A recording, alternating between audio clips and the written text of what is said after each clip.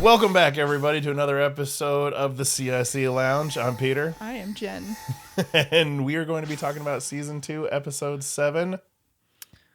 Those old scientists? Those old scientists. TOS. Which, we all thought it was the original Star Trek, but, Original series. Whatever. It's those old scientists. But We've it's been correct. those They old- have made it canon. TOS era stands for those old scientists. I have so many things I need to change now. I have been looking forward to this episode all season, ever since I found out that Lower Decks was going to do a crossover with Strange New Worlds, and they did not disappoint. No, they did not. No. Like, it was phenomenal. I watched the Ready Room this afternoon with Will Wheaton interviewed Jack Quaid and Tawny Newsome, and they talked about how they left everything on the stage. Like, they pulled out all the stops. They were determined to go over the top until they were told to pull back, and they were never told to pull back. So, that's awesome. So John Frakes directed this episode, and they told him early on that he would be directing and that it was a comedy, and he was all for it. Like, of course, super excited because for whatever reason, of all the iterations of Star Trek, Strange New Worlds does comedy really well. Really well. So many. I don't have any like plot points really, other than so the Enterprise is on a mission to deliver grain to a colony world that is in desperate need of it, and through the course of the episode they lose the grain, and then we never actually find out if they end up relocating the colonists. Well, it was kind of feeding implied that they got the grain back at the very end. It was not implied, in my opinion. I think it was implied. Like, because the Orions have it, and they just sort of walk off stage. Yeah, but he was like, I've always wanted, that's all I've ever asked for, was to be treated like somebody who's not a pirate. So I think it was unspoken. Well, that's what I'm saying. That was the only thing that wasn't really resolved. Yeah. Because Boimler wanted to make it a point to feed these colonists, because in his timeline, they're still there. Yeah. But if they couldn't find the grain, they were going to have to relocate them. So, like, that's the only thing that wasn't explicit. And I was looking, there was nothing wrong. Nothing wrong with this episode. No. From literal beginning to end, that opening shot to the end. The only thing that I don't approve of with this episode, she hates me, is the star dates that they put in there. His stardate calculator didn't work. Well, like 3 different websites. I love that they open up, they did the previously on, and they did, Pike talking about it and all the stuff that's happened in the past few episodes. But then the opening sequence is Boimler from Lower Decks, and it's all animated. Yes. And when you get to the actual opening credits of the show, that's all animated too. And it was, I don't know. I love this crossover. They did such a great job. It was so funny. And you didn't notice it because you didn't watch the whole opening credits, but at the very end of the opening credits, there's a little koala in the constellations. It was cute. So many nods, so many references, like in the shuttlecraft where Boimler and Mariner are, Boimler is startled by Mariner being there, and he shouts something about Q, and she's like, they haven't met Q yet. They haven't met Q. They had this whole Trelane thing, which is a nod to an original series episode where Trelane was a Q-like being. So just over and over again, the references, the fanboy and fangirl behavior out of Mariner and Boimler. That's like how I would be, I think. If I were whisked away, I'd totally be fanning out over. I probably would too. I won't lie. Seriously, is Uhura here? Yeah. I did love that they kind of kept that. So like on the animated series, they talk over each other. They're very fast. All the dialogue just happens really, really quick. Where in the show, Strange New Worlds live action, everybody pauses, they talk, they hear each other. They have thought processes. Mm-hmm. And Mariner commenting about that, saying, "Wow, they all talk really slow." I was like, oh my God, that's hilarious. But I was on the edge. Like, are they going to make Boimler as uncomfortably awkward and, clumsy and klutzy as he is on the animated series in live action? And they kind of did. They toned it down a little bit physically, but they did have the scene when he's working on the at the science station or whatever station he was working on, and he's now wrapped up in wires like he would have been Okay. in the animated show. That's whole scene right there. Like, don't look. Yeah. It's like, well, I know how to track them, just don't look. Like, can we do that?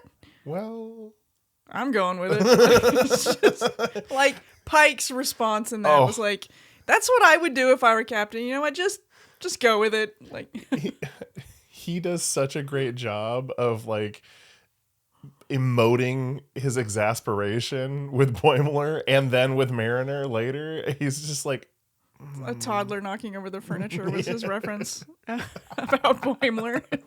I mean, it's just like he has to be a parent. The look of like utter disappointment on his face half the time in this episode is just priceless. I love the gag with the number one being a pinup. Oh, in God. Boimler's locker. And she's like, I don't want to know. I don't want to know. I don't want to know. No, I don't want to know. Oh, and Boimler's comment about Pike with his really great hair. And then Pike's like Spock gives him a look. No, fantastic. Like the nods, the subtlety, the comedic timing of all of it. Like it was a brilliant blend of the two series. Absolutely hats fantastic. off to the writers for this one. Oh yeah, this was a great episode. So funny. So we got to see a little bit about Uhura Insight. At 22, she's a bit of a workaholic, and Mariner's character gets to kind of draw her out of that a little bit. So Tawny Newsome talked about how like she now thinks of her character as being a kind of creating a pivotal moment in Uhura's arc, Uhura's timeline, because she got her to take a drink, to sit back and relax for 5 minutes. Yeah. So, lots of good nuggets. Nurse Chapel and Erica Ortegas when they ambush Boimler in the lounge and they both start messing with him. What did Chapel call it? Chronoton poisoning? Yeah. It's like what? It's just like that's funny. Like that's what people would say, like, because you feel like a lot of the humor in other iterations of Star Trek is really flat, doesn't land well, isn't delivered well. And I know with my interactions with my friends and my colleagues on the ship when I was in the Navy, it's all jokes all the time, camaraderie. I mean, there's a time to be serious, but most of the time you're just screwing around and screwing with each other. Oh, absolutely. So to see scenes like that where, like, no, that's actually what happens on a starship 99% of the time is just ragging, just ragging on each other. So Chapel and Ortega's kind of ambushing Boimler in the lounge or whatever they call that space. Was fun to see, fun to watch that, and him kind of like being stuck in the middle of their ping-ponging back and forth. And I do love how he kept Boimler, even in the live action, as being super jumpy and awkward. So like when they do come over and he's working on the little tablet and Ortegas goes, "What are you doing?" And he's like, "Ah!" Well, Jack Quaid said he had to go back and watch a bunch of episodes of Lower Decks because he's just the voice. Oh, yeah. So he does, he does a lot of inflection and whatnot in the sound booth, but he has to, how does Boimler walk? Yeah. How does Boimler carry himself? And so he had to actually go back and watch the show to see how that character actually moves to try and mimic how and the artists draw him out and bring some of that out. That's awesome. Yeah. Oh my God. And Mariner. Just the fact that like she is so not regulation, but like, she's always fighting against the hierarchy and she stepping aside. It's like everybody, we can all hear you. Like, do they know we can hear them? They're like 2 feet away from us. And she's just like,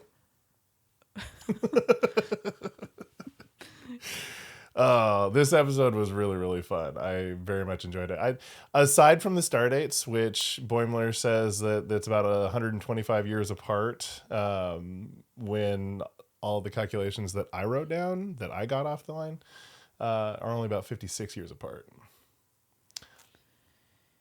That's my only critique.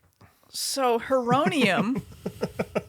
This was one part I couldn't quite understand. Heronium was an alloy, or heronium alloy, or heronium was used in alloying the hulls of the NX class starships. I loved the nod to Star Trek Enterprise because Star Trek Enterprise gets crapped on quite a bit.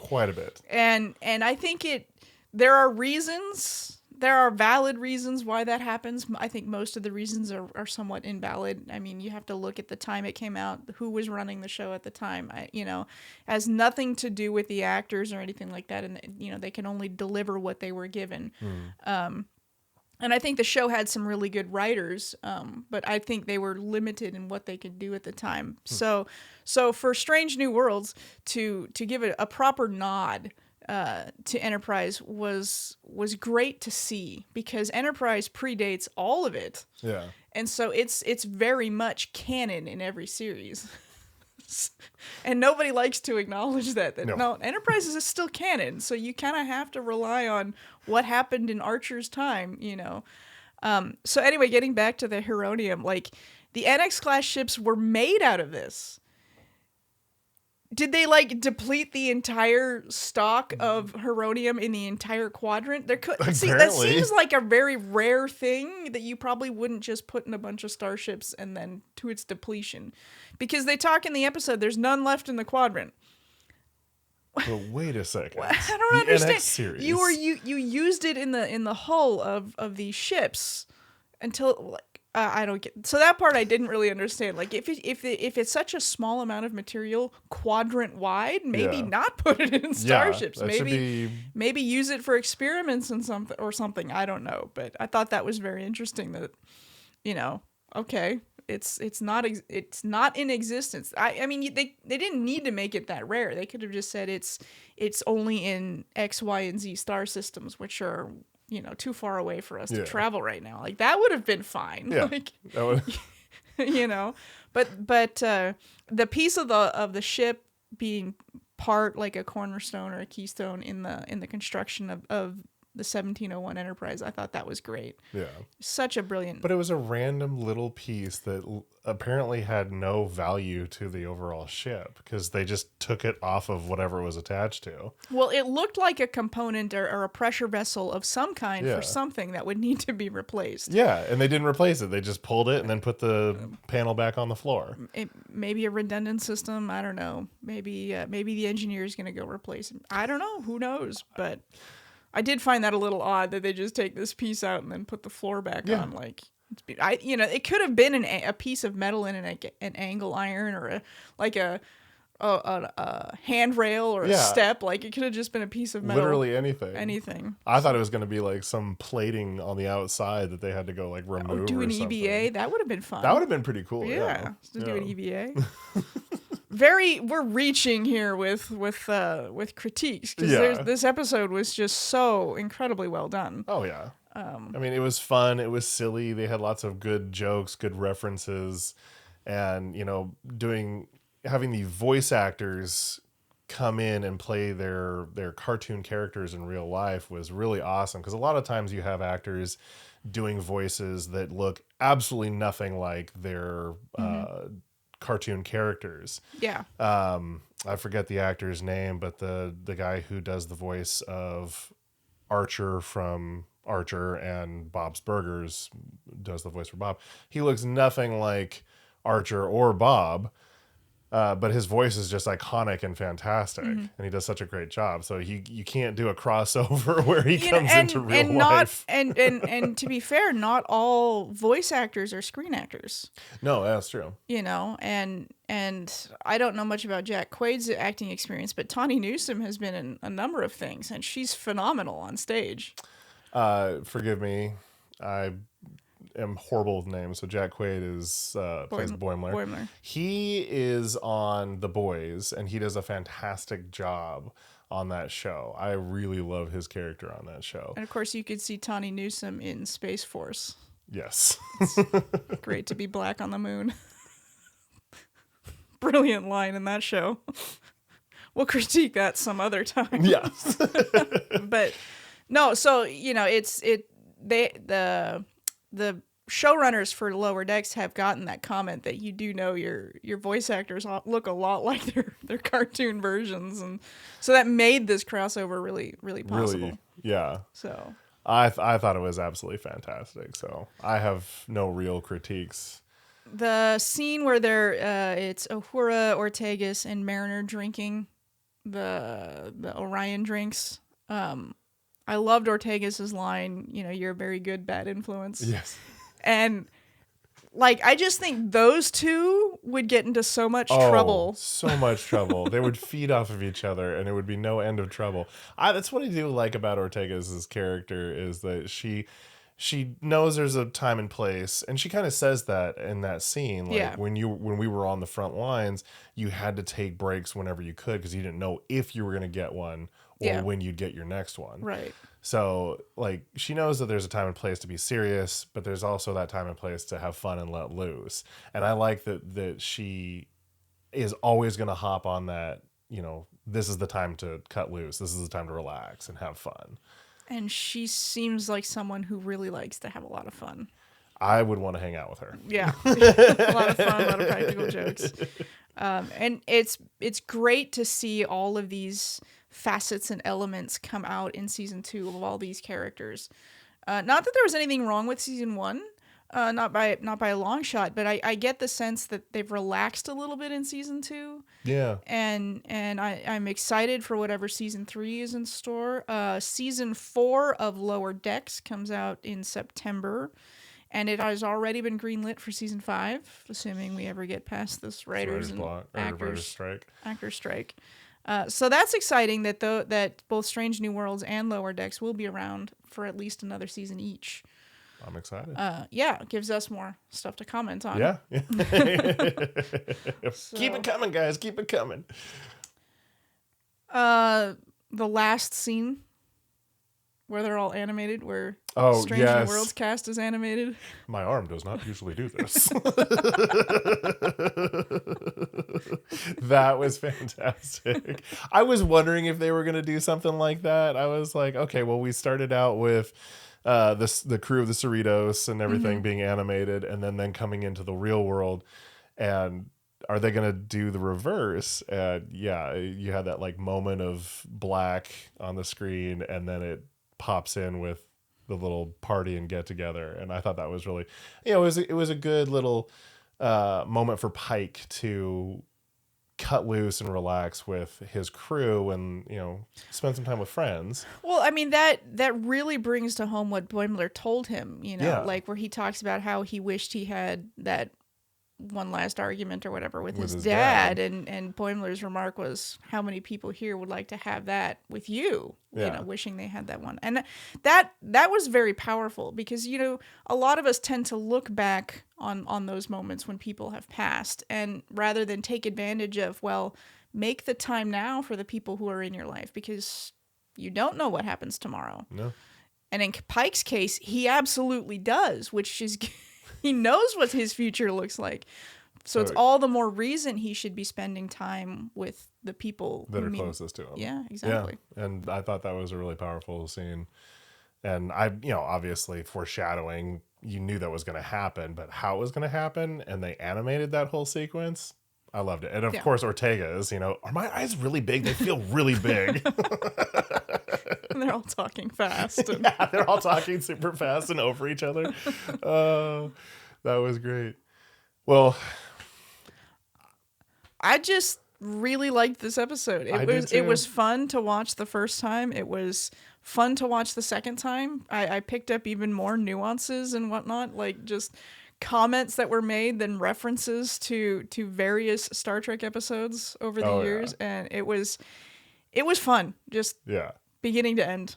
I kind of wish that I had more to critique about this season so far. I feel like they're just hitting the ball out of the park every single episode, and I don't really have anything negative to say. So I feel like I'm not doing a good enough job. But when the show is doing such a great job, there's nothing wrong with Strange New Worlds. Like no, like it is firing on all cylinders, and it Yeah. is delivering. And if you're just what I consider like a genuine fan and keep an open mind, and are interested in really what the heart of Star Trek is and always has been, you can't really find fault with Strange New Worlds because it's doing Star Trek so well. yes, It doesn't really have an agenda other than to be Star Trek. yeah, So I love it. I love it too. I can't wait. yeah. But I am sad because there's like 2 more episodes, three more episodes, 8, 9, and 10. Yeah. Well, So it's we're getting down to the end of the season, and, getting to the and that, nitty-gritty. that makes me sad. Although I hear there's some more fun stuff in store. So Yeah. But at least once we're done with Strange New Worlds, we have like a week, and then we've got Lower Decks. no, because I think it's a couple of weeks. Couple Lower of Decks is scheduled to release on September 7th. Okay. So Oh yeah, because we're not in August yet. It feels like we're in August. getting there. Ugh. We're not that far from August. Summer's almost over. Summer's almost over. Well, I guess that's it for this episode, you guys. Thank you so much for joining us. And as always, if you have any comments or want to say anything, please give us a shout out. Leave some comments. Leave a comment. I'm Peter. I am Jen. We'll see you next time.